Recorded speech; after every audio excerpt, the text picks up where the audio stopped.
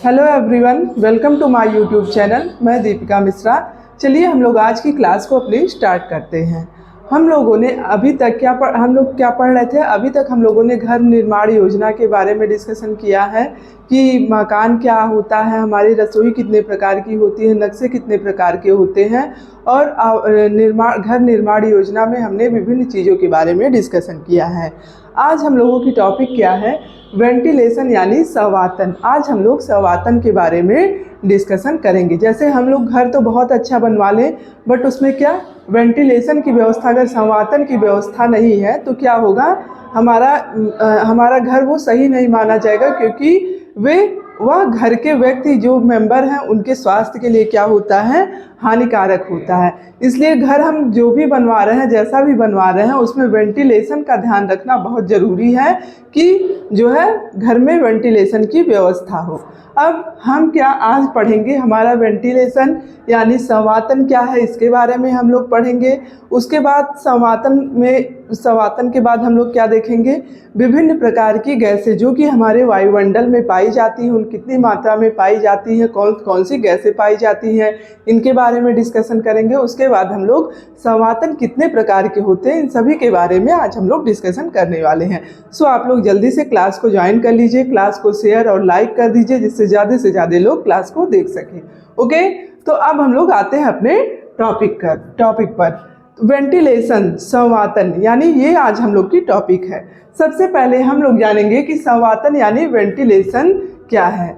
तो वेंटिलेशन हम इस तरह से कह सकते हैं कि शुद्ध हवा का आना और अशुद्ध हवा का बाहर जाना ही क्या कहलाता है, वेंटिलेशन यानी संवातन कहलाता है। हमारे घर में शुद्ध हवा का आना मतलब अंदर आना, और अशुद्ध हवा का बाहर जाना, अशुद्ध हवा का बाहर जाना, ये क्या कहलाता है, संवातन यानी वेंटिलेशन। शुद्ध हवा का हमारे घर में प्रवेश होना और अशुद्ध हवा का हमारे घर से बाहर निकलना ही क्या कहलाता है, वेंटिलेशन। तो जब भी हम घर बनवाते हैं तो इस चीज़ का हमको पूर्ण रूप से ध्यान रखना चाहिए कि हमारे घर में वेंटिलेशन की व्यवस्था हो। वेंटिलेशन के लिए हम लोग क्या करते हैं, घर में खिड़की, दरवाजे, रोशनदान वगैरह लगवाते हैं ना, जिससे घर में क्या वेंटिलेशन होता रहे। अगर मान लीजिए सपोज दैट कि आपके घर में खिड़की नहीं है, रोशनदान वगैरह नहीं है, तो उस घर में क्या होती है, उमस सा होता है ना, सफोकेशन सा फील होता है। तो इसलिए हमें वेंटिलेशन का ध्यान रखना चाहिए, जिससे हमारे घर में शुद्ध हवा का प्रवेश हो सके और अशुद्ध हवा घर से बाहर जा सके। अब इसके बाद ये तो हो गया हम लोगों का संवातन। पहले हम लोगों को संवातन को समझना जरूरी है, संवातन है क्या। तो संवातन हमारे क्या है, शुद्ध हवा का आना, अशुद्ध हवा का घर से बाहर निकलना ही हमारा संवातन यानी वेंटिलेशन कहलाता है। अब ये तो हवा हो गई, हवा का आना जाना ही हमारा संवातन हो गया। बट हमको ये जानना हम लोगों को जरूरी है कि हमारे वायुमंडल में, हमारी हवा में कौन कौन सी गैसें पाई जाती है। हमारे वायुमंडल में कई प्रकार की गैसें पाई जाती है ना, तो अब हम लोग उनको देखते हैं। जैसे मान लो ये क्या है, ये हमारा वायुमंडल हो गया। ओके, अब इसमें जो है कितना देखते हैं, ये हमारा वायुमंडल पूरा हो गया। अब इस वायुमंडल में इतनी जो पूरी मात्रा है 78%, कितनी, 78%, ये इसमें क्या पाया जाता है, हमारा नाइट्रोजन पाया जाता है। 78% हमारे वायुमंडल में नाइट्रोजन पाया जाता है। और ये हमारे क्या है, वायुमंडल O2, जिसको हम क्या कहते हैं, ऑक्सीजन हमारे वायुमंडल में कितना पाया जाता है, 21%। कितना परसेंट, 21%। हमारे वायुमंडल में सबसे अधिक नाइट्रोजन की मात्रा पाई जाती है, कितनी, 78%। आफ्टर देन ऑक्सीजन की मात्रा होती है कितनी, 21%। इतना हमारे वायुमंडल में ऑक्सीजन पाया जाता है। उसके बाद क्या हुआ, इतनी मात्रा हमारे वायुमंडल में किसकी पाई जाती है, CO2 यानी कार्बन डाइऑक्साइड की। कितनी, ये हो गई हमारी CO2 यानी कार्बन डाइऑक्साइड ऑक्साइड। अब हमारे वायुमंडल में कार्बन डाइऑक्साइड की मात्रा कितनी पाई जाती है? 0.03% पाई जाती है। कितनी पाई जाती है? 0.03% पाई जाती है।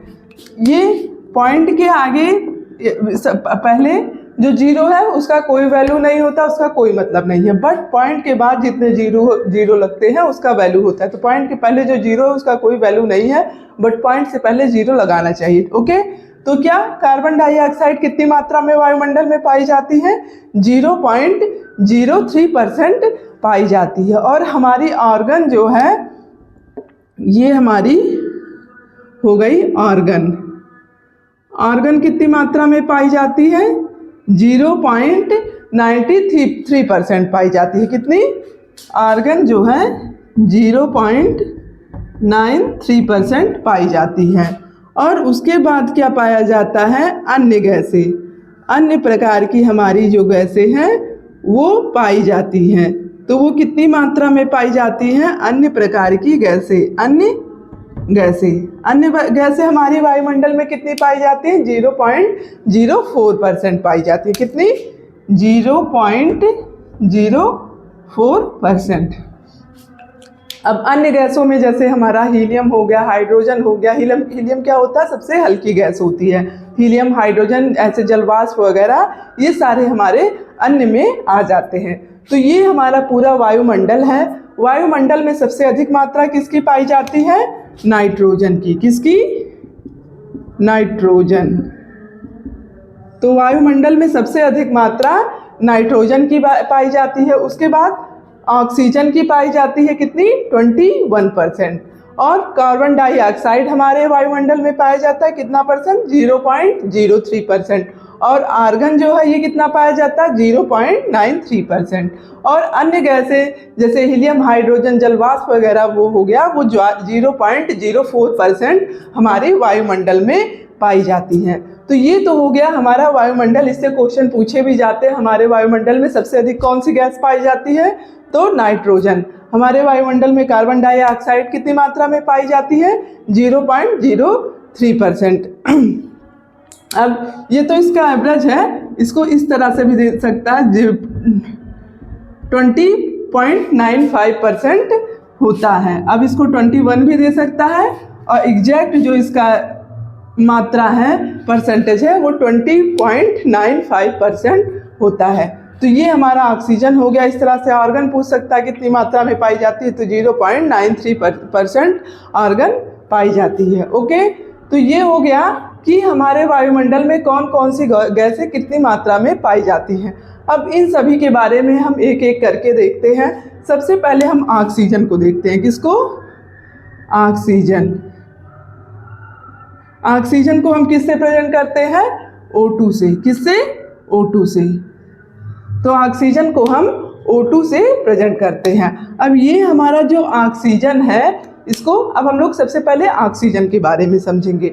हमारा जो ऑक्सीजन, हमारे वायुमंडल में जो ऑक्सीजन, वो कितना परसेंट पाया जाता है? 21% पाया जाता है। और ऑक्सीजन को ही हम प्राणदायिनी और जीवनदायिनी गैस भी बोलते हैं। क्या बोलते हैं? प्राणदायिनी और जीवनदायिनी गैस। जीवनदायिनी गैस कौन सी है? ऑक्सीजन। प्राणदायिनी गैस कौन सी है? ऑक्सीजन। इसी को हम प्राणदायिनी और जीवनदायिनी गैस बोलते हैं। क्यों? क्योंकि हम जब सांस को ग्रहण करते हैं, सांस लेते हैं, तो उसमें क्या ग्रहण करते हैं? ऑक्सीजन को ग्रहण करते हैं और कार्बन डाइऑक्साइड को रिलीज करते हैं। तो ऑक्सीजन जो है व्यक्ति को जीवित रहने के लिए बहुत ही ज़रूरी होता है। अगर ऑक्सीजन नहीं है तो व्यक्ति की मृत्यु हो जाती है। ओके, देखते हैं कोरोना टाइम में ना ऑक्सीजन की बहुत कमी हो गई थी, सिलेंडर वगैरह नहीं मिलते थे, तो लोगों की मृत्यु हो जाती थी ना। इतने पेशेंट हो गए थे कोरोना के कि क्या होता था, ऑक्सीजन की कमी हो गई थी, ऑक्सीजन ही नहीं मिल पा रहा था। तो क्या होता था? व्यक्ति की मृत्यु हो जा रही थी। तो इसीलिए ऑक्सीजन को हम प्राणदायिनी जीवनदायिनी गैस कहते हैं, क्योंकि हम सांस में ऑक्सीजन क्या करते हैं? O2 को ग्रहण करते हैं। O2 ग्रहण करते हैं और क्या रिलीज करते हैं? कार्बन डाइऑक्साइड को रिलीज करते हैं। और क्या है, ये हमारा जो O2 यानी ऑक्सीजन होता है, इसमें ज्वलनशीलता का गुण पाया जाता है। क्या होता है, या ज्वलनशील होता है। अब समझने वाली बात ये है कि ऑक्सीजन जो हमारा होता है ज्वलनशील होता है। और हमने क्या बताया कि ऑक्सीजन प्राणदायिनी है। अब आप सोच रहे होंगे कि मात्रा तो परसेंटेज तो नाइट्रोजन की अधिक है, फिर ये प्राणदायिनी क्यों है? प्राणदायिनी इसकी मात्रा इसलिए अधिक है क्योंकि हमारा ऑक्सीजन जो है वह कैसा है, ज्वलनशील है। कैसा ऑक्सीजन, कैसा गैस होता है, ये ज्वलनशील होता है, इसमें ज्वलनशीलता का गुण पाया जाता है। बट ये नाइट्रोजन जो होता है उसकी ज्वलनशीलता को क्या करता है, कम करने का या रोकने का कार्य करता है। इसलिए हमारे वायुमंडल में जो है नाइट्रोजन सबसे अधिक मात्रा में पाया जाता है। जैसे हम लोग सांस लेते हैं ना, तो क्या अगर ये नाइट्रोजन ना होता तो हर एक चीज़ें जल जाती, हम लोग भी जल जाते, हर सब मतलब सब कुछ जलता अगर, क्योंकि ऑक्सीजन में ज्वलनशीलता का गुण पाया जाता है। बट यह ज्वलनशीलता क्यों नहीं हो रही है? क्योंकि यह नाइट्रोजन जो है, नाइट्रोजन का और कोई भूमिका नहीं है।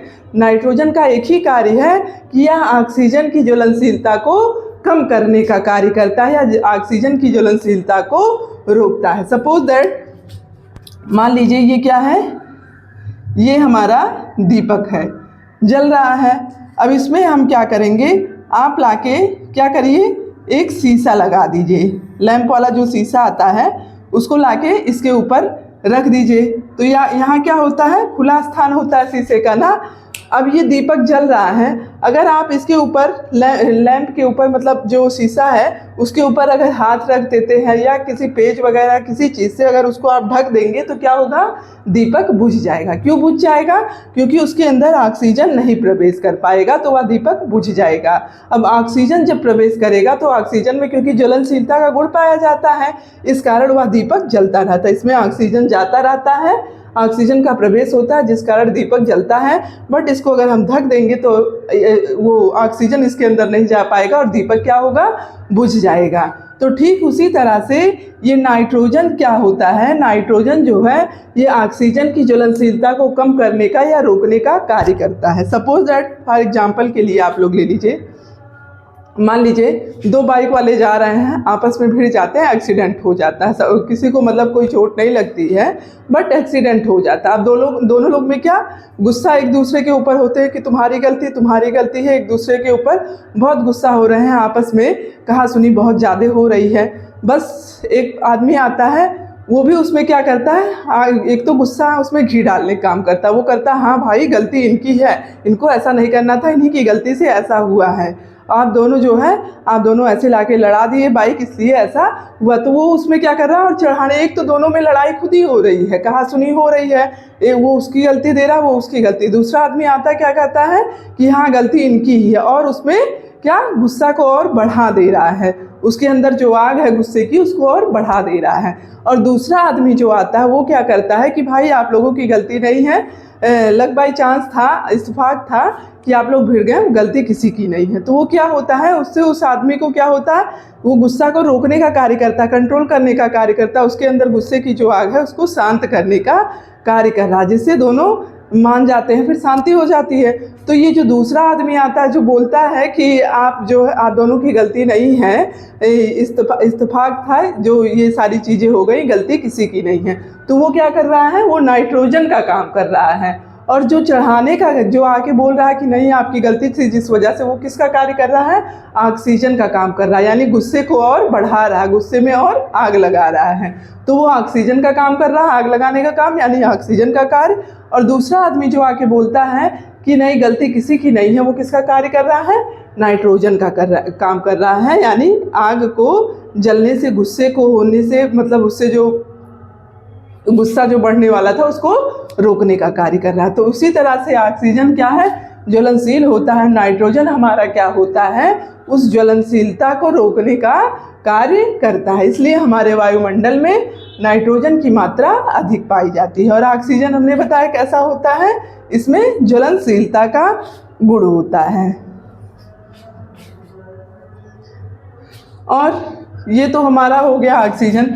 और ये भी सुना होगा आपने क्वेश्चन पूछा भी गया वायु प्रदूषण क्या कहते हैं, तो वायु प्रदूषण हमारा क्या है, इन गैसों की जो मात्रा दी है इनका इस मात्रा का हेर फेर होना ही वायु प्रदूषण कहलाता है। किसी की मात्रा अधिक किसी की कम होना ही, जब ये हमारे गैसों की मात्रा डिसबैलेंस हो जाती है तो क्या होता है, वायु प्रदूषण होता है। तो क्वेश्चन भी पूछा गया वायु प्रदूषण क्या है, तो वायु प्रदूषण क्या है कि वायुमंडल में पाए जाने वाले गैसों की मात्रा में हेर फेर होना ही वायुमंडल कहलाता है। आई बात समझ में? इतना हमने पहले क्या देखा, ऑक्सीजन। ऑक्सीजन को हम लोग O2 से प्रेजेंट करते हैं, और क्या है, ऑक्सीजन हमारा प्राणदायी जीवनदायिनी गैस है क्योंकि हम O2 को ग्रहण करते हैं। और क्या है, इसमें ज्वलनशीलता का गुण होता है, बट इसको रोकने का कार्य कौन करता है, हमारा नाइट्रोजन करता है। ओके, अब हम लोग नाइट्रोजन के बारे में देखेंगे। ऑक्सीजन हो गया, अब हम लोग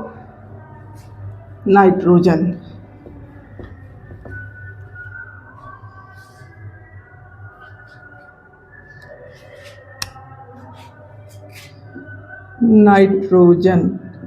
नाइट्रोजन को किससे प्रेजेंट किया जाता है, N से प्रेजेंट किया जाता है। किससे, N से। अब ये जो नाइट्रोजन होता है, ये नाइट्रोजन क्या कार्य करता है, ये ऑक्सीजन को ग्रहण करने योग्य बनाता है। नाइट्रोजन के कारण ही हम ऑक्सीजन को ग्रहण कर पाते हैं। अगर हमारा नाइट्रोजन नहीं होता तो हम ऑक्सीजन को ग्रहण नहीं कर पाते, क्योंकि वो ऑक्सीजन से सारी चीज़ें क्या होती, जल जाती। तो नाइट्रोजन क्या करता है, ऑक्सीजन को ग्रहण करने योग्य बनाता है। किसको, ऑक्सीजन को ग्रहण करने योग्य बनाता है, क्योंकि अगर यहाँ ऑक्सीजन नहीं होता तो सारी चीज़ें क्या होती, ये नाइट्रोजन नहीं होता तो सारी चीज़ें जल जाती। तो नाइट्रोजन के कारण ही हम ऑक्सीजन को ग्रहण कर पाते हैं।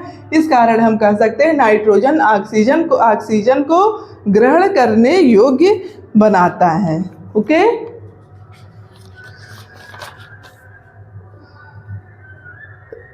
नोट करना चाहें तो आप लोग नोट कर लें।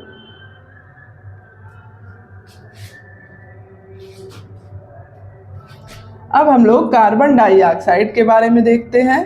कार्बन डाइऑक्साइड क्या है, इन गैसों के बारे में देखते हुए हम आगे बढ़ते हैं। अब ये जो हमारा CO2 यानी कार्बन डाइऑक्साइड है, कार्बन डाइऑक्साइड, ये क्या है, ये कैसे उत्पन्न होती है। हमारा जो कार्बन डाइऑक्साइड है ये ज्वलनशीलता से और किससे, हमारे सांस के द्वारा यह उत्पन्न होता है। किससे उत्पन्न होता है, ज्वलन के कारण उत्पन्न होता है और सांस लेने के कारण उत्पन्न होता है। अब जलन के कारण कैसे उत्पन्न होता है, या ज्वलन कैसे उत्पन्न होता है, या ज्वलन और श्वास लेने से उत्पन्न होता है, श्वास से उत्पन्न होता है। कैसे उत्पन्न होता है, मान लो कोई भी चीज़ अगर वो जलती है, हमारा क्या हो गया, प्लास्टिक वगैरह हो गया जलती है, डीजल पेट्रोल वगैरह जो है, ये सारी चीज़ें क्या हो, अगर जलती है तो जलने से क्या उत्पन्न होता है, CO2 यानी कार्बन डाइऑक्साइड उत्पन्न होता है। कोई भी चीज़ अगर जलती है तो उसके जलने से कौन सी गैस उत्पन्न होती है, कार्बन डाइऑक्साइड उत्पन्न होती है। प्लस जब हम लोग सांस लेते हैं तो क्या करते हैं, ऑक्सीजन को ग्रहण करते हैं ना, और किसको बाहर रिलीज करते हैं, कार्बन डाइऑक्साइड को। जो हम कार्बन डाइऑक्साइड निकालते हैं तो वो क्या है, हम कह सकते हैं कि कार्बन डाइऑक्साइड हमारा कैसे उत्पन्न होता है, जलन से। जब कोई चीज़ जलती है तो उससे उत्पन्न होने वाली जो गैस उत्पन्न होती है उसको हम कार्बन डाइऑक्साइड कहते हैं, और हमारे सांस के द्वारा हम कार्बन डाइऑक्साइड रिलीज करते हैं। इस कारण हमारा क्या है, कार्बन डाइऑक्साइड ज्वलन और श्वास के कारण उत्पन्न होता है। और इसकी मात्रा कितनी पाई जाती है, इसकी मात्रा हमने बताया 0.03% पाई जाती है। वायुमंडल में कितनी मात्रा, 0.03% पाई जाती है। और कैसे, जैसे और कार्बन डाइऑक्साइड कहाँ से मिलता है, जैसे हम लोग इसको क्या करते हैं, कार्बन डाइऑक्साइड रिलीज करते हैं तो हमारे वायुमंडल में कार्बन की मात्रा कार्बन डाइऑक्साइड की आती है, जलने से आती है।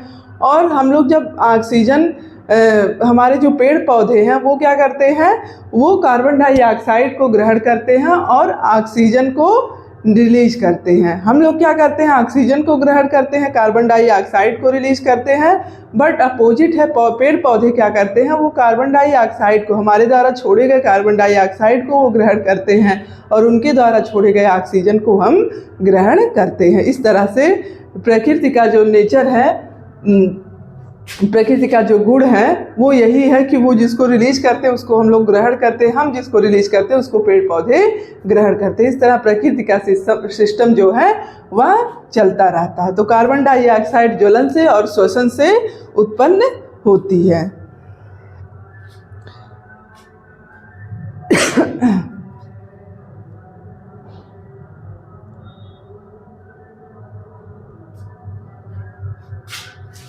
अब हम इसको इस तरह से इसको मिटा देते हैं, इस तरह से समझ सकते हैं।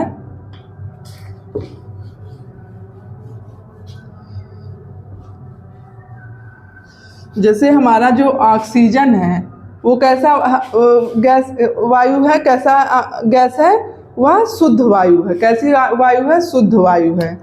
और ऑक्सीजन क्या है, जैसे मान लो ये क्या है, हमारा घर हो गया, ये हमारा घर है, इसमें ये दरवाजे लगे हैं, इस तरह से ये हमारा घर हो गया।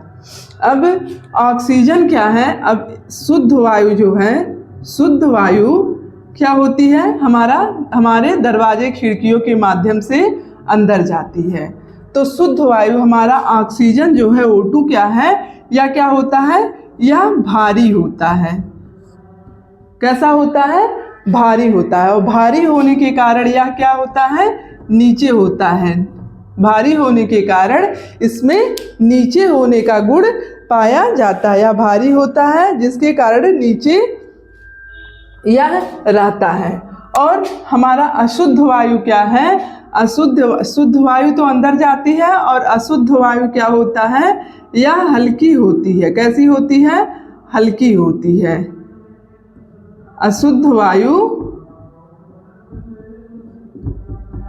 वायु कौन सी है, CO2 यानी कार्बन डाइऑक्साइड। और हमारा कार्बन डाइऑक्साइड जो होता है यह हल्का होता है। हल्का होने के कारण यह ऊपर की ओर जाता है। किधर जाता है, ऊपर की ओर जाता है। भारी होने के कारण शुद्ध वायु यानी O2 जो है, ऑक्सीजन जो है वह भारी होता है, और भारी होने के कारण वह क्या होता है, वह नीचे होता है। और CO2 यानी कार्बन डाइऑक्साइड जो है वह हल्की गैस होती है। हल्की होने के कारण यह ऊपर रहती है। तो जब हमारे रूम में, हमारे कमरे में खिड़की दरवाजे से शुद्ध वायु अंदर जाएगी, इस तरह से अंदर वायु जा रही है, तो क्या होगा, शुद्ध वायु जब अंदर जाएगी तो ये ऐसे भरती जाएगी, जिस वजह से हल्की वायु क्या ऊपर खुद ब खुद ऊपर जाने लगेगी। जब यहाँ दबाव पड़ेगा ना, ये रूम में पूरा शुद्ध वायु भर जा रही है, तो अशुद्ध हवा ऐसे आके हमारे रोशनदान से बाहर निकल जाएगी। क्यों, क्योंकि दबाव पड़ा। जब हमारे रूम में शुद्ध वायु भारी होती है ना, भारी होने के कारण इसमें नीचे होने का गुण पाया जाता है। तो जब शुद्ध वायु हमारे रूम में खिड़की के माध्यम से जा रही है, पूरे रूम में शुद्ध वायु भरती जा रही है, तो जो CO2 हमारा हल्का गैस है वह हल्का होने के कारण ऊपर है, और जब ये शुद्ध वायु O2 हमारा भारी होने के कारण नीचे है, जब ये पूरे रूम में भरता जाएगा तो हल्की हवा जो है, हल्की गैस जो है वो अपने आप ऊपर होके रोशनदान से बाहर निकल जाएंगे। तो क्या होता है, O2 हमारा भारी होता है, भारी होने के कारण यह नीचे होता है। CO2 क्या होता है, हल्का होता है, हल्का होने के कारण इसमें ऊपर जाने का गुण पाया जाता है। इसीलिए हम लोग क्या करते हैं, अपने घर में वेंटिलेशन, खिड़की दरवाजे की व्यवस्था, रोशनदान वगैरह की व्यवस्था करते हैं। जो हमारा CO2 है वह हल्का होने के कारण ऊपर जाकर रोशनदान से बाहर निकल जाएगा, और शुद्ध हवा यानी O2 हमारे रूम में प्रवेश कर जाएगी, भर जाएगा। तो ये सिस्टम आया समझ में कि शुद्ध वायु कैसे प्रवेश करता है, शुद्ध वायु कैसे बाहर निकलता है। ओके, तो ऑक्सीजन हमारी कैसी गैस है, यह भारी होती है, और CO2 क्या है, ये हमारा हल्का होता है। हल्का होने के कारण इसमें ऊपर जाने का, ऊपर की ओर भागने का गुण पाया जाता है। अब हम देखेंगे परागामी या पारगामी संवातन। पारगामी ये तो CO2 हो गया, हमारा कार्बन डाइऑक्साइड भी हो गया। अब हम देखेंगे पारगामी संवातन किसे कहते हैं। पूछा भी जाता है परागामी या पारगामी संवातन। परागामी संवातन। अब परागामी संवातन क्या है, किसे कहते हैं? परागामी संवातन वह है जब हमारे घर में शुद्ध हवा आती है और अशुद्ध हवा बाहर जाती है, यह दोनों क्रियाएं एक साथ होती हैं, तो उसे हम परागामी संवातन कहते हैं। शुद्ध हवा का आना, शुद्ध हवा का आना और अशुद्ध हवा का बाहर जाना, अशुद्ध हवा का बाहर जाना, ये दोनों क्रियाएं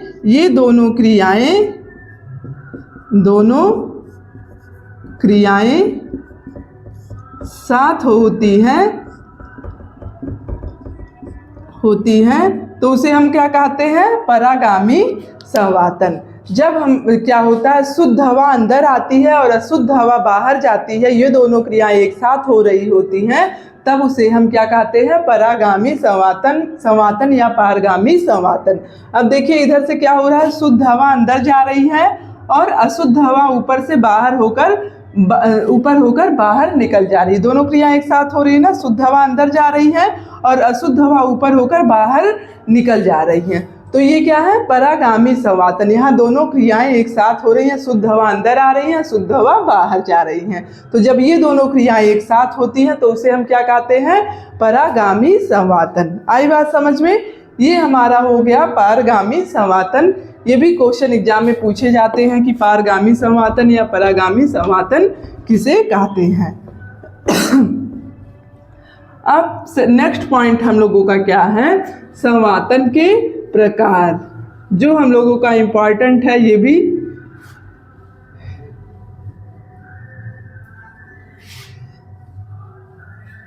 संवातन के प्रकार।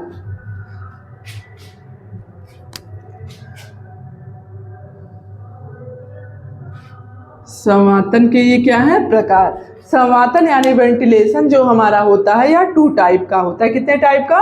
2 टाइप का। कौन कौन सा होता है? एक हमारा है प्राकृतिक संवातन, प्राकृतिक संवातन जिसको हम नेचुरल वेंटिलेशन बोलेंगे, और सेकंड हमारा क्या है? कृत्रिम संवातन, कृत्रिम संवातन जिसे हम क्या बोलेंगे? आर्टिफिशियल संवातन। ओके, पहला हमारा प्राकृतिक यानी नेचुरल वेंटिलेशन है, सेकंड हमारा कृत्रिम यानी आर्टिफिशियल संवातन है। अब ये हमारे जो संवातन है या 2 प्रकार के, तो मुख्यतः कितने प्रकार के होते हैं? 2 प्रकार के होते हैं। बट हमारे प्राकृतिक संवातन के भी कई प्रकार हैं। कौन कौन से हैं? फर्स्ट हमारा क्या है? चूसड़। सेकंड हमारा क्या है? फर्स्ट हमारा चूसड़, सेकंड हमारा क्या है? वायु क्रिया जिसे हम क्या कहेंगे? एयर फंक्शनिंग भी बोलते। क्या बोलते हैं? Air functioning. और थर्ड हमारा है ताप नियंत्रण।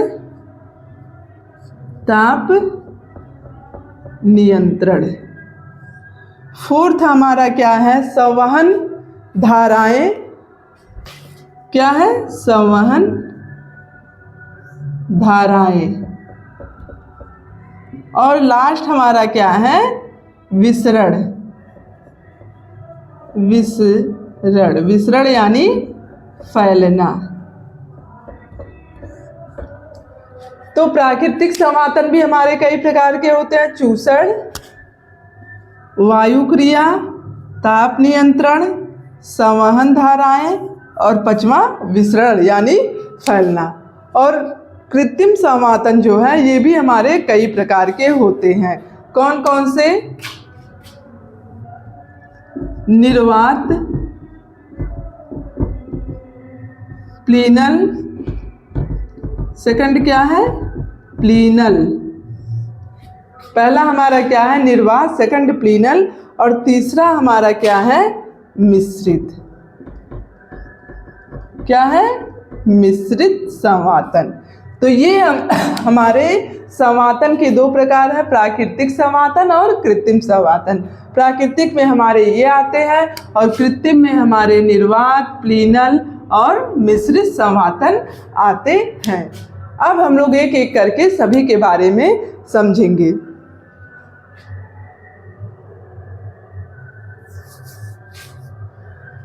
जैसे चूसड़, हम पहले क्या देखेंगे, चूसड़। चूसड़ का मतलब क्या होता है, इसका मतलब क्या होता है, दबाव। चूसड़ का मतलब क्या होता है, दबाव होता है। अब इसको हम लोग इस तरह से समझेंगे, मान लो ये घर है हमारा।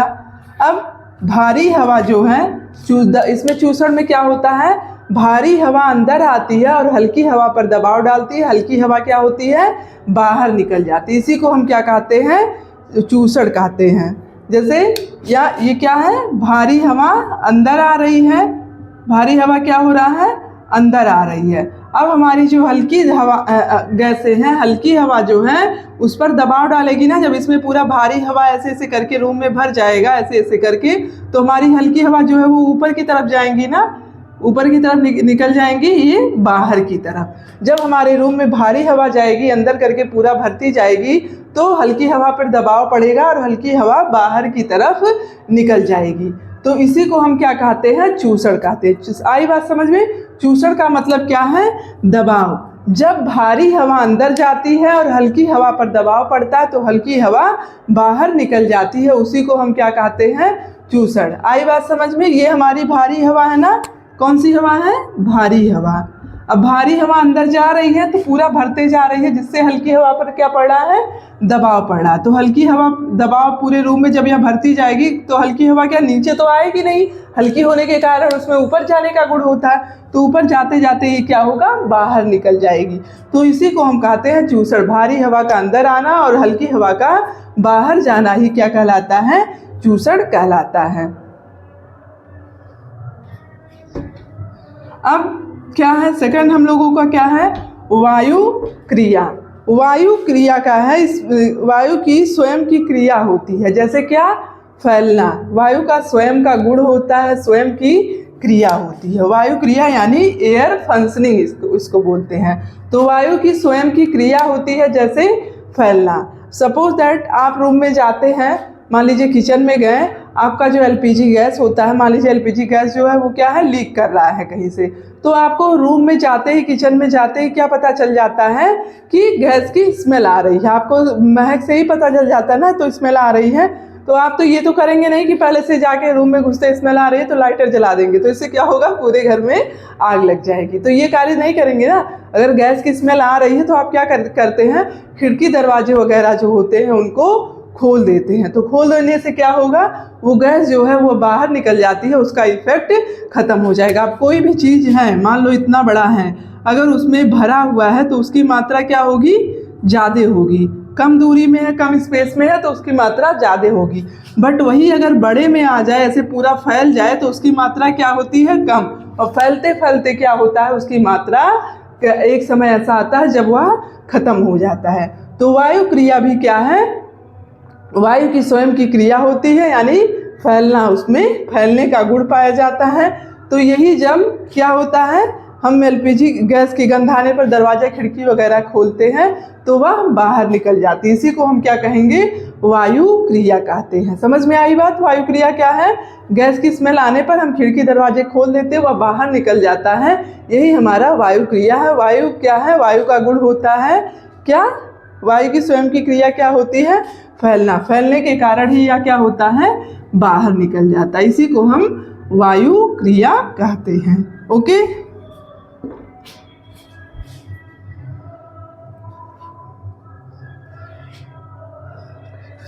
अब ताप नियंत्रण। ताप नियंत्रण क्या है, इसमें अंदर और बाहर का तापमान जो होता है, बाहर का तापमान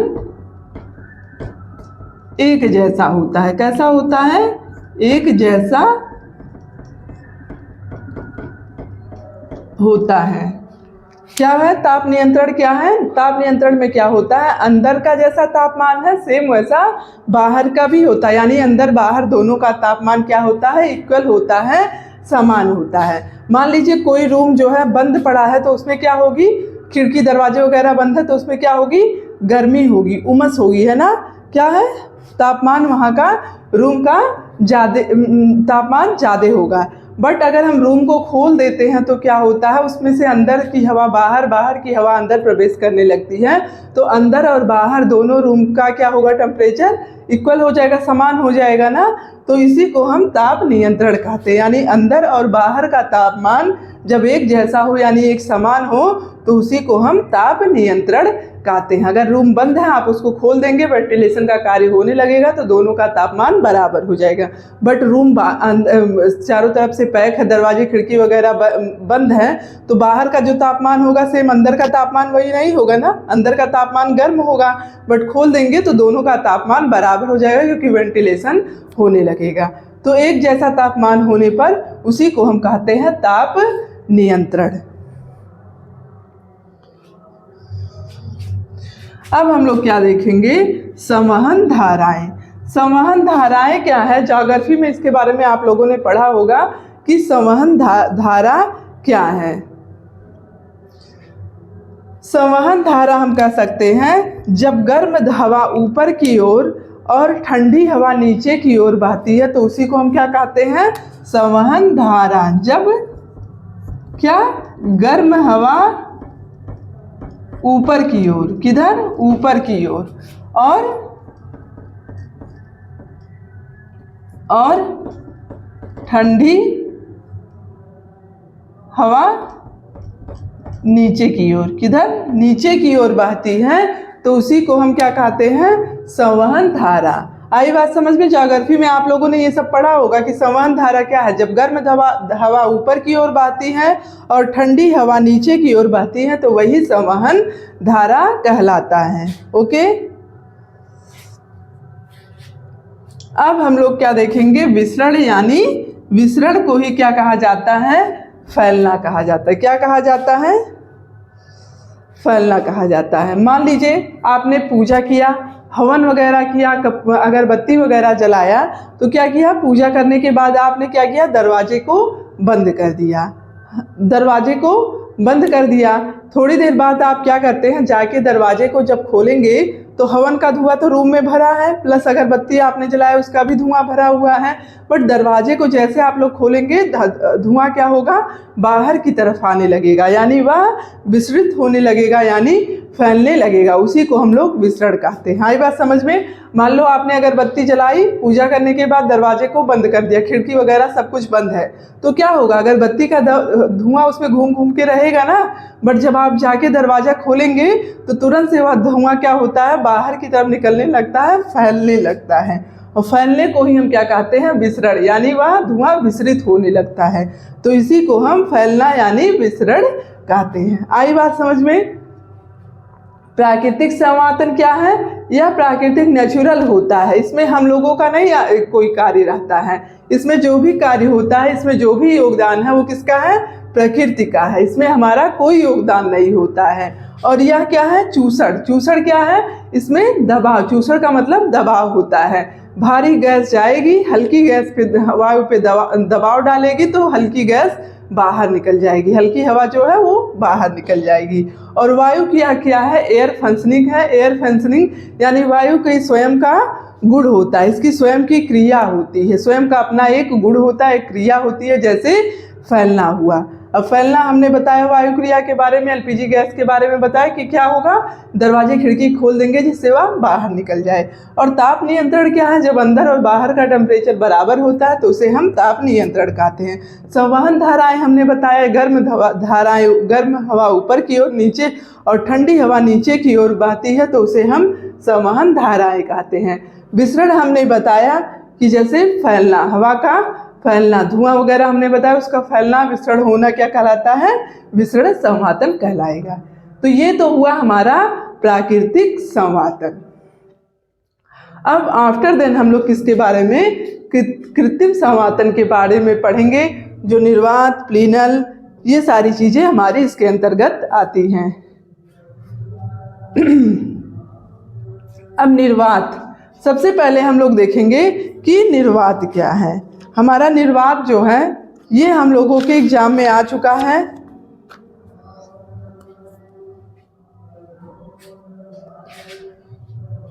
अब इसको मिटा देती हूं मैं। अब एक एक करके हम लोग समझेंगे किसके बारे में, कृत्रिम संवातन के बारे में।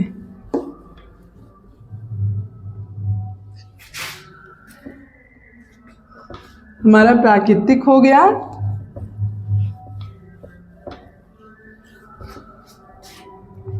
अब हम लोग देखेंगे कृत्रिम।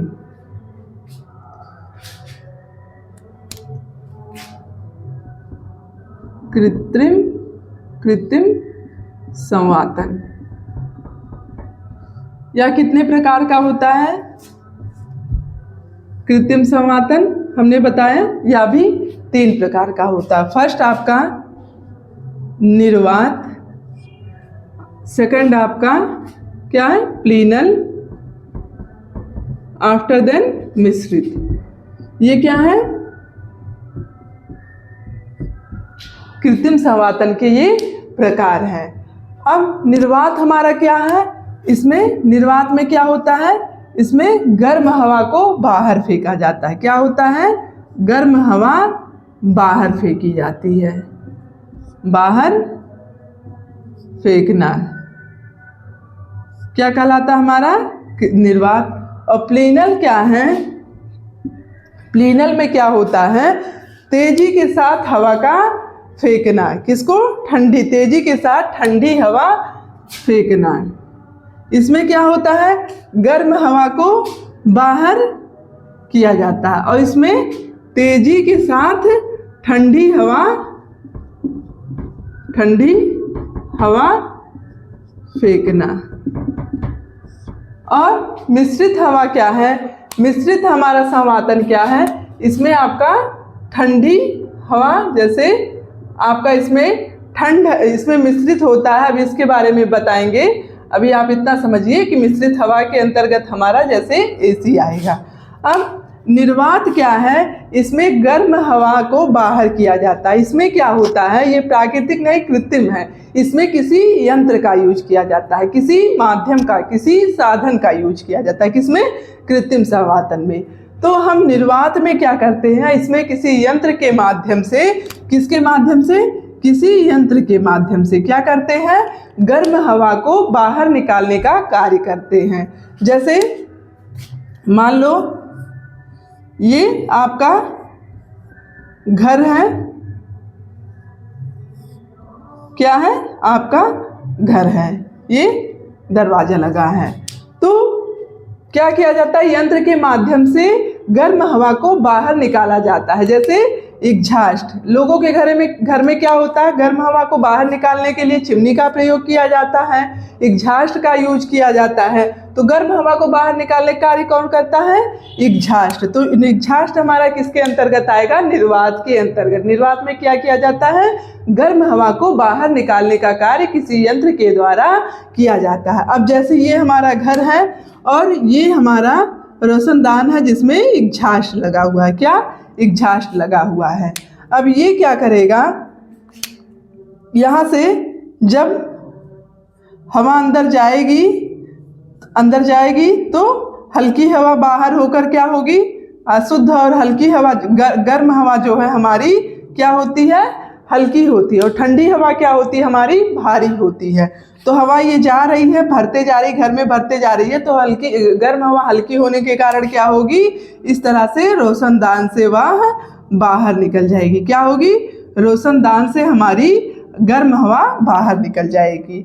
तो एग्जास्ट क्या करता है, गर्म हवा को खींचकर बाहर निकालने का कार्य करता है। आई बात समझ में। ठंडी हवा हमारी भारी होती है, गर्म हवा हल्की होती है। एग्जास्ट उसको खींचकर जब ये भर जाएगा, एग्जास्ट उसको क्या करता है, गर्म हवा को बाहर निकालने का कार्य करता है। कौन, एग्जास्ट। और चिमनी, तो हमारा निर्वात क्या है, किसी यंत्र के द्वारा गर्म हवा को बाहर निकालना ही क्या कहलाता है, निर्वात कहलाता है। जैसे एग्जॉस्ट हो गया, चिमनी हो गया, इन सभी के द्वारा हम गर्म हवा को बाहर निकालने का कार्य करते हैं। और प्लीनल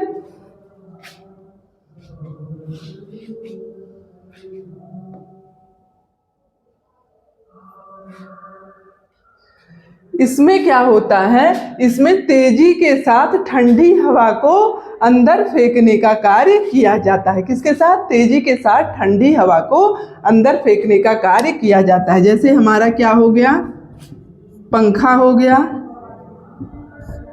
कूलर हो गया, ये हमारे क्या है, प्लीनल के अंतर्गत आते हैं। इसमें क्या, हवा को धकेलने का कार्य किया जाता है। किसके द्वारा से? पंखा और कूलर के माध्यम से हम क्या करते हैं, तेजी के साथ ठंडी हवा फेंकने का कार्य इसमें होता है। और जब ठंडी हवा अंदर आएगी तो क्या, अशुद्ध और गर्म हवा जो है वह बाहर निकल जाती है। जैसे मान लो ये क्या है, मान लो ये आपका टैप है। क्या है? टैप, यानी नल, यानी टोटी लगा हुआ है। अब टोटी से आपका पानी ऐसे से गिरता है ना। अगर पानी यहाँ पर कुछ मात्रा में कोई पानी आपका स्टोर है तो पानी गिरने पर क्या होता है, पानी गिरने पर ये ऐसे से दिशाओं में भागता है ना। इधर का पानी इस दिशा में, इधर का पानी इस दिशा में। अगर थोड़ा पानी स्टोर रहता है तो जब पानी ऊपर से गिरता है तो क्या होता है, पानी ऐसे अलग अलग दिशाओं में फैलता है। तो उसी तरह से हमारा क्या है, जब पंखा चलता है, ये हमारा क्या है, ये हमारा फैन हो गया। क्या हो गया, ये हमारा फैन हो गया। अब जब ये चलेगा गोल गोल तो इससे जो हवा आएगी इस तरह से आती है। तो यहाँ जब ठंडी हवा जहाँ जहाँ पहुँच रही वहाँ आ रही है तो ये क्या, गर्म हवा को भगाती है। यहाँ से क्या करती है, गर्म हवा को बाहर निकाल देती है। इस तरह से यहाँ ठंडी हवा आती है और गर्म हवा बाहर निकल जाती है। तो यही क्या है, हमारा प्लीनल है। तेजी से ठंडी हवा का अंदर आना क्या कहलाता है, प्लीनल कहलाता है। शुद्ध हवा का, ठंडी हवा का अंदर आना और अशुद्ध हवा का बाहर निकल जाना, यानी गर्म हवा का बाहर निकलना क्या कहलाता है। अब जैसे ये हमारा पानी अलग अलग दिशाओं में ऐसे ऐसे फैल रहा है, भाग रहा है, उसी तरह से ये क्या होता है, हमारा हवा भी आ रहा है। अभी ये अलग अलग दिशाओं में गर्म हवा को क्या करता है, जहाँ जहाँ हमारी हवा यहाँ ठंडी डायरेक्ट पहुँच रही है वहाँ ठंडा है, बट जहाँ कमी है उसकी गर्म हवा अपने आप भागने लगती है। और इस तरह से वह खिड़की जंगले से बाहर, यही कारण है कि जब हम कूलर या पंखा वगैरह चलाते हैं तो हमारा रूम ठंडा हो जाता है। क्यों? क्योंकि जो गर्म हवा, शुद्ध हवा है वो बाहर निकल जाती है और हमारे पंखे और कूलर की ठंडी हवा अंदर फैल जाती है। तो इसी को हम क्या कहते हैं, प्लीनल कहते हैं। ठीक इसी टैप की तरह हमारा ये पंखा भी कार्य करता है। ओके,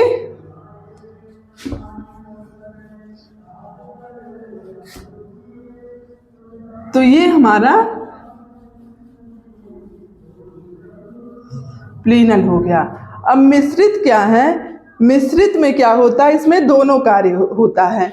इसमें गर्म हवा बाहर और ठंडी हवा अंदर आती है। इसमें क्या होता है, मिश्रित में हमारा क्या होता है, गर्म हवा, निर्वात का क्या है, गर्म हवा बाहर जाती है ना और ठंडी हवा अंदर आती है। तो इसमें मिश्रित में क्या होता है, इसमें गर्म हवा बाहर भी जाती है और ठंडी हवा अंदर भी आती है। इसमें दोनों कार्य होता है। गर्म हवा बाहर जाती है, बाहर की ओर, और ठंडी हवा अंदर की ओर आती है। यानी मिश्रित का मतलब दोनों कार्य इसमें होता है। अब जैसे एग्जाम्पल के लिए हम क्या ले सकते हैं, एसी। एसी में क्या होता है, जैसे ये क्या है हमारा, मान लो ये हमारा विंडो एसी है। अब इसमें क्या ऐसे ऐसे बना रहता है ना, ये हमारा विंडो एसी है। इधर का पार्ट क्या करता है, इधर का पार्ट कूलिंग का कार्य करता है, यानी ठंडा करने का कार्य करता है। इधर से हमारी ठंडी हवा आती है और इधर का पार्ट क्या करता है, ये गर्म हवा को बाहर निकालता है। क्या करता है, बाहर करता है। तो इसमें दोनों कार्य हो रहा ना एसी में। ये इधर का पार्ट ठंडी हवा को अंदर कर रहा है और इधर से गर्म हवा बाहर जा रही है। तो मिश्रित संवातन हमारा क्या है, इसमें गर्म हवा बाहर की ओर, ठंडी हवा अंदर की ओर आती है, जिसका सबसे बेस्ट एग्जाम्पल हमारा एसी है। एसी में क्या होता है, एक तरफ से कूलिंग हो रहा है, एक तरफ से गर्म हवा बाहर की ओर जा रही है। तो आई होप इतना कॉन्सेप्ट आप लोगों का क्लियर हो गया होगा कि हमारा कृत्य, हमने सबका एक एक एग्जाम्पल भी बता दिया। अगर आपको नहीं समझ में आता है तो आप इन एग्जाम्पल के माध्यम से समझ सकते हो। ओके, तो हमने बताया कृत्रिम संवातन क्या है, निर्वात, प्लीनन और मिश्रित। निर्वात में क्या होता है, गर्म हवा बाहर की तरफ जाती है, जैसे हमारा एग्जॉस्ट हुआ, चिमनी हुआ, ये क्या करता है, गर्म हवा को बाहर फेंकने का कार्य करता है। और प्लीनन क्या है, ये हमारी ठंडी हवा और शुद्ध हवा को अंदर फेंकने का कार्य करती है, जैसे हमारा पंखा और कूलर हुआ। ओके, हमने बताया जैसे टैप का पानी क्या होता है, नीचे गिरने पर क्या होता है, वो फैलता है ना, उसी तरह पंखे की हवा जो है वो नीचे की तरफ आती है फैलती हुई, और उसके बाकी का जो स्पेस होता है गर्म हवा वैसे वैसे ऊपर होकर निकल जाती है। जब पूरे घर में पंखे की हवा, ठंडी हवा, शुद्ध हवा प्रवेश कर जाती है तो अशुद्ध हवा, गर्म हवा जो होती है वो हल्की होने के कारण अपने आप बाहर निकल जाती है। तो जैसे हमारा पंखा कूलर हो गया। मिश्रित हमने बताया कि यह क्या होता है, इसमें दोनों क्रियाएं होती हैं, गर्म हवा बाहर की तरफ और ठंडी हवा अंदर की ओर आती हैं। जैसे एसी में इधर का पार्ट कूलिंग यानी ठंडा करने का, ठंडी हवा देने का कार्य करता है, इधर का पार्ट गर्म हवा को घर से बाहर निकालने का कार्य करता है। आई होप इतना कॉन्सेप्ट आप लोगों का क्लियर हो गया होगा। आप लोग इसको नोट करना चाहें तो नोट कर लें।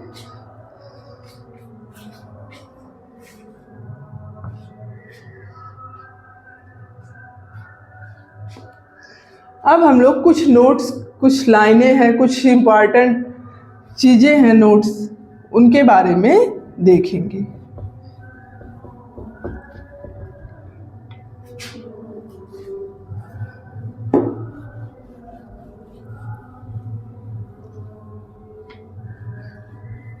नोट कर लीजिए इसको आप लोग।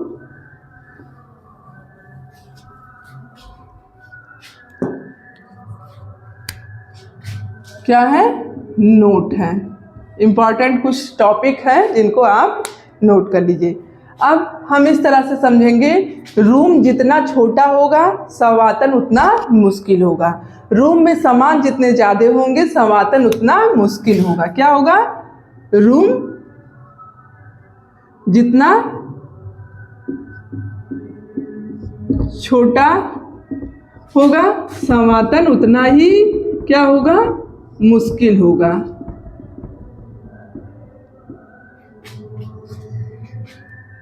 मुश्किल होगा।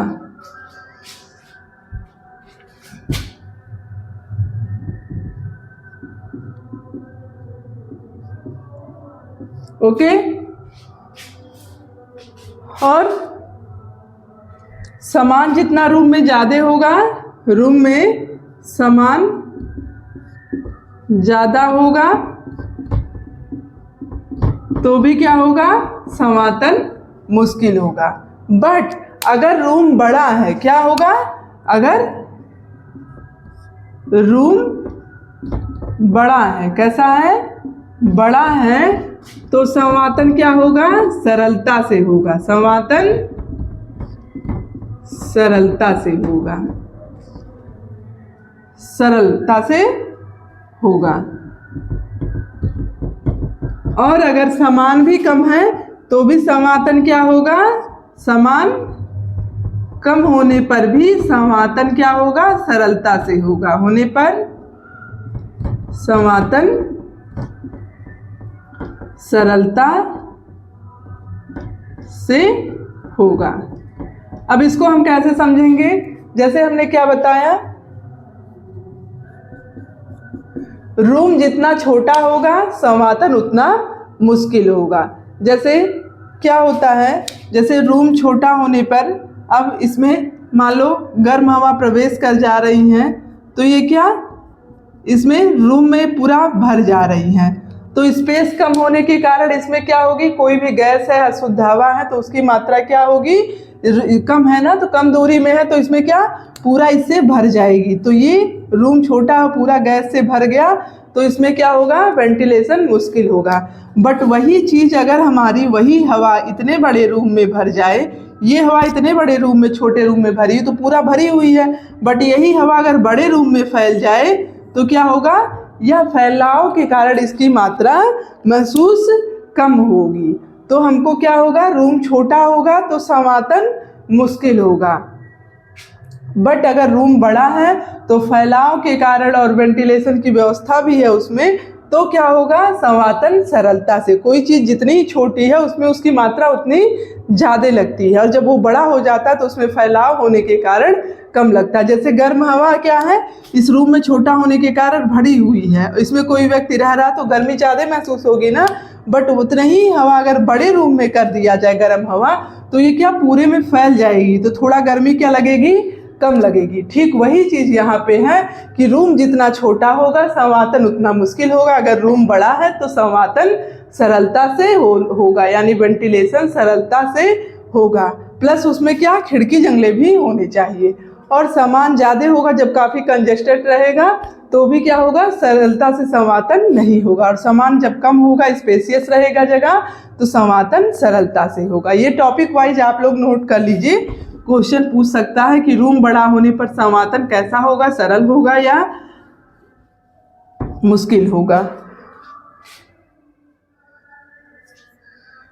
और कमरे में जितनी गर्म हवा होगी उतनी ठंडी हवा की आवश्यकता। ये तो एक सिंपल सी बात है कि अगर गर्म हवा है तो ठंडी हवा की आवश्यकता अधिक होती है। जहाँ लोग ज़्यादा होंगे वहाँ गर्म हवा ज़्यादा होगी और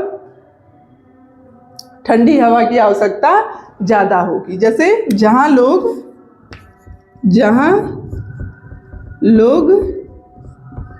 ज़्यादा होंगे वहाँ गर्म हवा ज़्यादा होगी और ठंडी हवा की आवश्यकता ज़्यादा होगी ना। जब गर्म हवा ज़्यादा होगी तो ठंडी हवा की आवश्यकता ज़्यादा होगी। जैसे क्या होता है ना कि क्या होगा, जहाँ लोग ज़्यादा होंगे वहाँ गर्म हवा ज़्यादा होगी।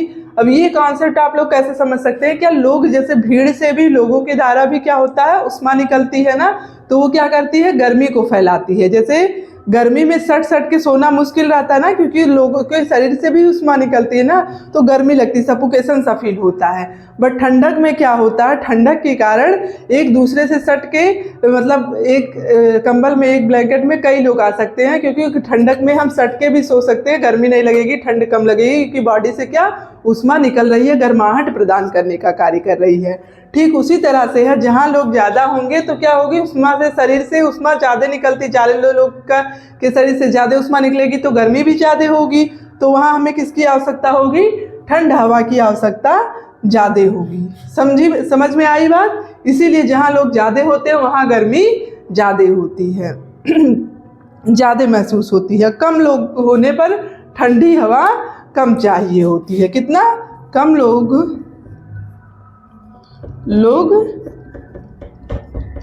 होने पर ठंडी हवा की आवश्यकता क्या होती है, कम होती है।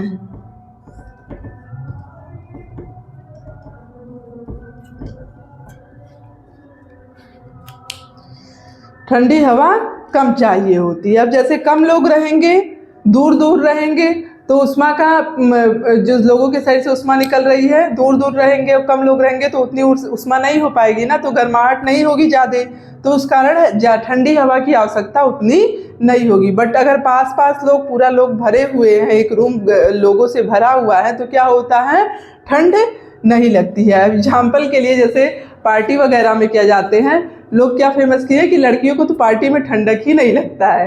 ये चीज़ें होती है ना, फैशन के उसमें ठंड नहीं लगती है, तो वो लोग कहीं जाती हैं, जब जाते हैं लोग क्या करते हैं, सही बात है, पार्टी वगैरह में जा रहे हैं, तो क्रेज रहता है, क्या रहता है, ठंड उतनी नहीं लगती है। तो ठंड, उसका रीज़न ये भी है क्योंकि हम पार्टी वगैरह में जाते हैं, इतनी भीड़ रहती है, इतने लोग रहते हैं। वैसे आप निकल जाइए अकेले तो ठंड ज़्यादा लगेगी, बट पार्टी वगैरह में भीड़ इतनी ज़्यादा रहती है, लोग इतने ज़्यादा रहते हैं कि ऊष्मा निकलती रहती है सबके शरीर से, तो उस वजह से भी गर्माहट रहती है। ठीक वही चीज़ यहाँ भी है, जहाँ लोग ज़्यादा होंगे वहाँ हवा गर्म ज़्यादा होगी और वहाँ ठंडी हवा की आवश्यकता होगी। बट अगर लोग कम रहेंगे तो ठंडी हवा की आवश्यकता उतनी नहीं होगी, क्योंकि ऊष्मा उतना ज़्यादा नहीं फैलाव होगा दूर दूर होने के कारण ठंडी हवा गर्मी उतना नहीं लगेगी और ठंडी हवा की आवश्यकता ज़्यादा नहीं होगी। तो ये पॉइंट आप लोग नोट करना चाहें तो नोट कर सकते हैं। है तो इजी, बट क्या होता है एग्जाम टाइम में कॉन्सेप्ट क्लियर ही नहीं हो पाता कि क्या होगा, सारे ऑप्शन ही हमको सही लगते हैं। ऐसे तो कॉन्सेप्ट वाइज समझने पे सब समझ में आ जा रहा है, बट एग्जाम टाइम पे क्या होता है कॉन्सेप्ट क्लियर नहीं होता है तो हमारा क्वेश्चन क्या होता है गलत हो जाता है। बट आप लोग इसको कॉन्सेप्ट वाइज समझते हुए इसको नोट कर लीजिए। समझ कर नोट करेंगे तो ये ज़्यादा ईजी लगेगा, बट वैसे रटने के तौर पर नोट करेंगे तो गलत होने के चांसेस ज़्यादा होते हैं। आई होप आज हम लोगों ने वेंटिलेशन का जो जितना भी डिस्कशन किया है इसके बारे में हम लोगों ने पढ़ा। वेंटिलेशन हमारा क्या है, संवातन हमारा क्या है, तो गर्म हवा शुद्ध हवा का अंदर आना और शुद्ध हवा का बाहर जाना ही हमारा संवातन कहलाता है। और हम लोगों ने किसके बारे में डिस्कस, हमारे वायुमंडल में कौन कौन सी गैसें पाई जाती हैं। सबसे अधिक मात्रा में 78% नाइट्रोजन पाया जाता है, 21% ऑक्सीजन पाया जाता है, अन्य गैसें 0.04% पाई जाती हैं। आर्गन वगैरह सारी गैसें हमारे वायुमंडल में पाई जाती हैं। इनके बारे में डिस्कशन किया हम लोगों ने। ऑक्सीजन को प्राणदायिनी गैस बोला गया है क्योंकि ये क्या होता है व्यक्ति को ऑक्सीजन प्रदान करने का कार्य करता है जिससे व्यक्ति जीवित रह सकता है। नाइट्रोजन क्या होता है, इसकी बस एक ही भूमिका होती है, इसका और कोई कार्य नहीं है, बस एक ही कार्य है कि यह ऑक्सीजन की ज्वलनशीलता को रोकने का या कम करने का कार्य करता है। नाइट्रोजन का एक मुख्य कार्य एक ही है, क्या कार्य है, यह ऑक्सीजन की ज्वलनशीलता को कम करता है। आफ्टर देन हम लोगों ने क्या देखा, संवातन के प्रकार के बारे में देखा। संवातन हमारे कितने प्रकार के होते हैं, मेन 2 टाइप्स के होते हैं। कौन कौन से, नेचुरल वेंटिलेशन और आर्टिफिशियल वेंटिलेशन, यानी प्राकृतिक संवातन और कृत्रिम संवातन। प्राकृतिक संवातन जो है हमारे वो भी हमारे कई टाइप के हैं। कौन कौन सी, हवा की क्रिया, चूसण, संवहन धाराएं, ये सब हमारी क्या है प्राकृतिक है। और कृत्रिम कौन कौन सी है, निर्वात हुआ हमारा, प्लीनल हुआ हमारा और मिश्रित हुआ, ये सारी हमारी कृत्रिम संवातन है। आई होप आज का कॉन्सेप्ट जितना है उतना क्लियर हो गया होगा। अगर आप लोगों को कुछ समझ में नहीं आता, आप जब भी वीडियो को देखें अगर जो समझ में नहीं आता तो कमेंट करके पूछ सकते हैं, क्योंकि मैं कमेंट देख लूँगी आप लोग क्या किए हैं, उस हिसाब से मैं उसका रिप्लाई करूँगी। ओके, तो आगे की क्लास हम लोग कल डिस्कशन करते हैं। कल एक नए टॉपिक के साथ अपनी क्लास को स्टार्ट करेंगे। तब तक के लिए bye bye, thank you for watching.